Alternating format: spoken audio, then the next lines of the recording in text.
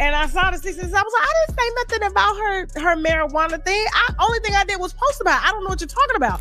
He saved her name in his phone as Bozo, the same man she calls her king, the same man she has tattooed permanently on her body, the same man she has been publicly defending for over a year while he was allegedly in Hawaii with someone else. Baby, the tattoo is on her skin. And Bozo is in his phone, and only one of those two things was chosen with full information. Welcome back to Shella Elite. We don't spread rumors, baby. We read receipts. New here, subscribe and ring that bell right now. Elite family, today we have two scripts, two sources, and one picture that forms when you put them together. And the picture is not a love story. It is an invoice with receipts attached. Everything today is based on publicly available footage and statements, allegedly. Tasha K dropped the Hawaii story. Remy showed the phone. And by the time we get through every clip, Bozo, the teeth, the health insurance, the stepson, the crying audio, and the woman that is gone, honey, you are going to understand why this live changed everything.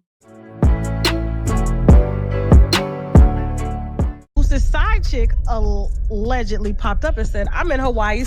Wait, because I need everybody to hear the specific detail about the Hawaii situation before we move anywhere else. Claressa won a fight. He took her to Hawaii to celebrate.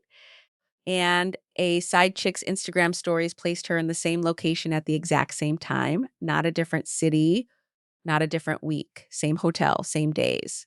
While Claressa was celebrating the biggest professional moment of her recent career, cutting 30 pounds, 6 weeks, no sex, maximum sacrifice. The man she made all of that sacrifice for allegedly had another situation running on the same floor. The celebration and the cheating were not separated by distance. They were separated by a room number. And the side chick's Instagram connected those dots before Tasha K posted a single word. And he got a girl that out in California that do credit repair. Remy trying to put him out the house in North Carolina. He can't leave just yet because he get old girl in California, and this is the only one that's not masculine.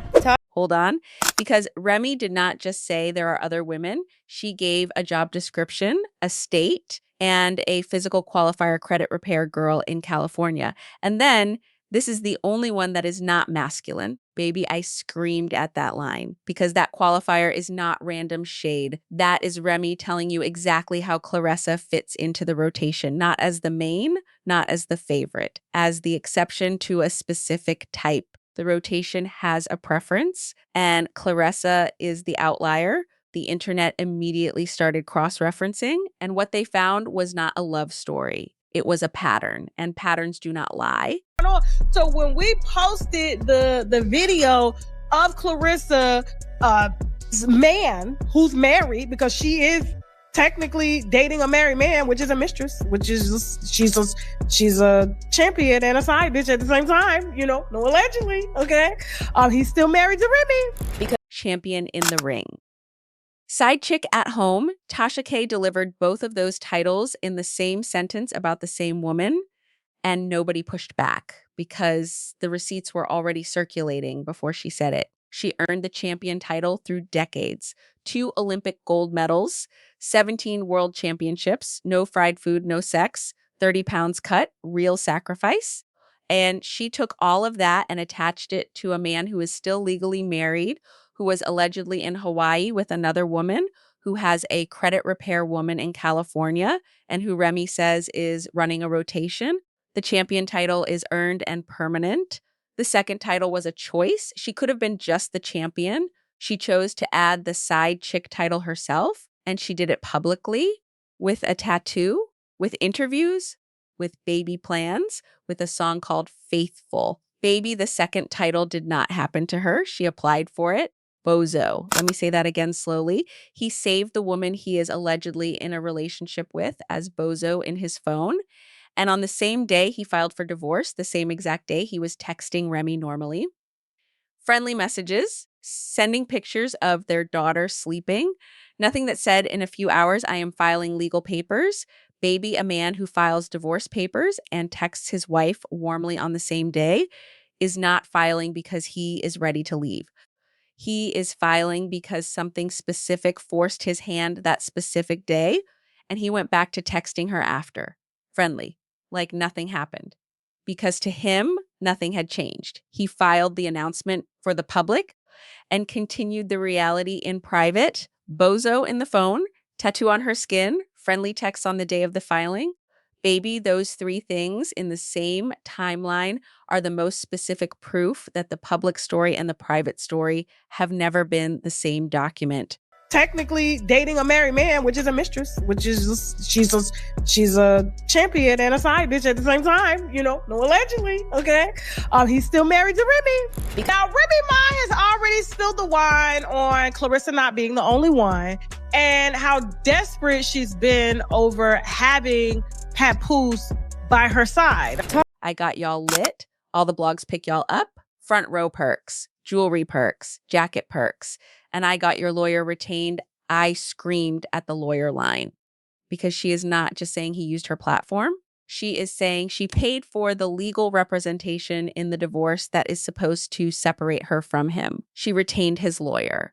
The lawyer working on the divorce that ends their marriage, Remy, paid for. Baby, that is not bitter ex-wife behavior. That is an itemized receipt being read out loud on a live.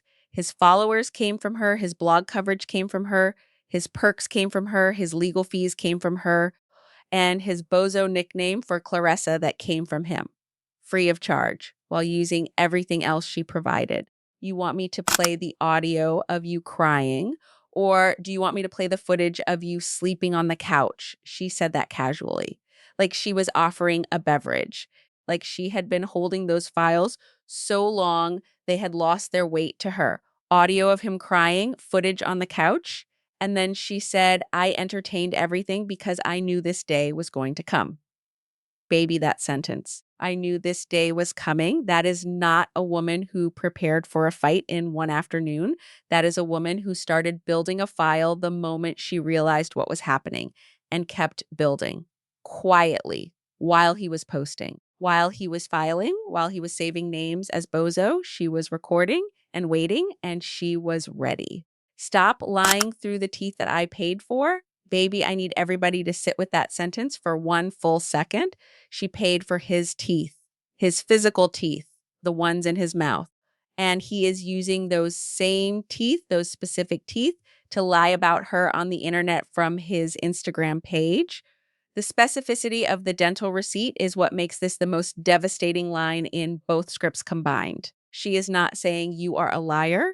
She is saying you are lying with the infrastructure I built, the platform I gave you, the lawyer I retained, the followers I delivered, and now the teeth I paid for.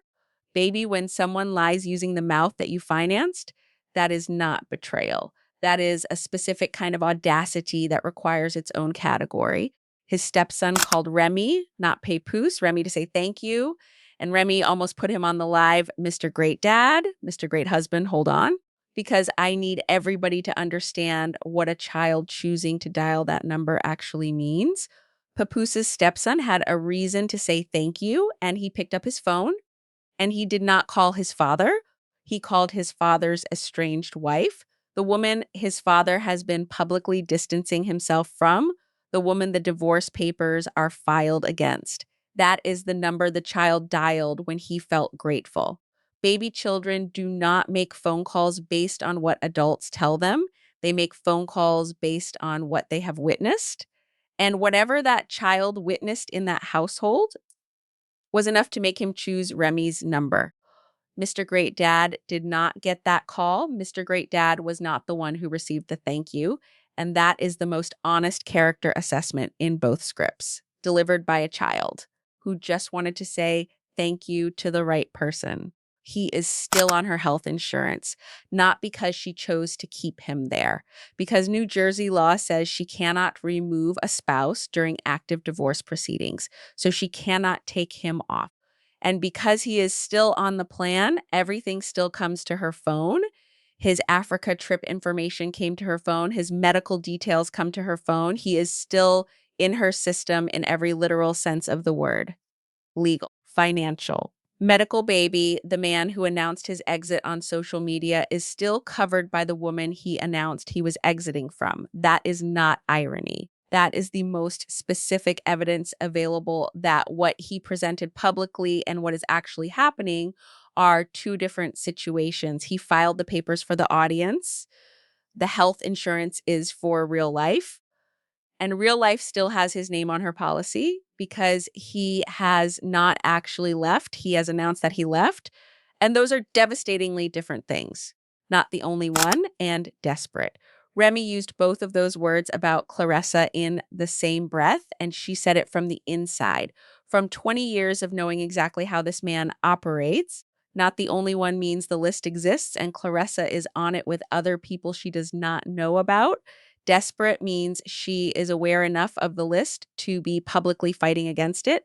The tattoo, the baby plans, the submissive interviews, the faithful song, the Hawaii trip, all of it, according to Remy, is the behavior of a woman who knows she is not the only one and is performing loudly enough to seem like she is. Baby performing like you are the only one and actually being the only one are not the same position. And the woman who was legally in this situation for 20 years just told you which one Claressa is occupying. The woman that you knew is gone. You successfully got rid of her. That lady that gave you grace, that saved face for you, that took the hit. So we both did not look crazy. She is gone. Now go explain that, baby. She did not scream that. She did not cry it. She did not perform it. She said it quietly with her phone in her hand, with the receipts already pulled up, with the audio of him crying saved somewhere in her storage, with the couch footage ready, with the lawyer she retained who is working on the divorce. She said it like someone who has already finished the grieving and moved into something colder. The grace is gone. The face saving is gone. The absorbing of hits is gone. What is left is a woman who knew this day was coming, built the file, waited. And when he came online to post, she was already at the mall, lip dry, outfit shopping for tomorrow, because she had been sitting by her phone all day. And she was ready. Baby, when the woman who gave you grace for years tells you the grace is over, that is not anger. That is a verdict. And verdicts do not negotiate.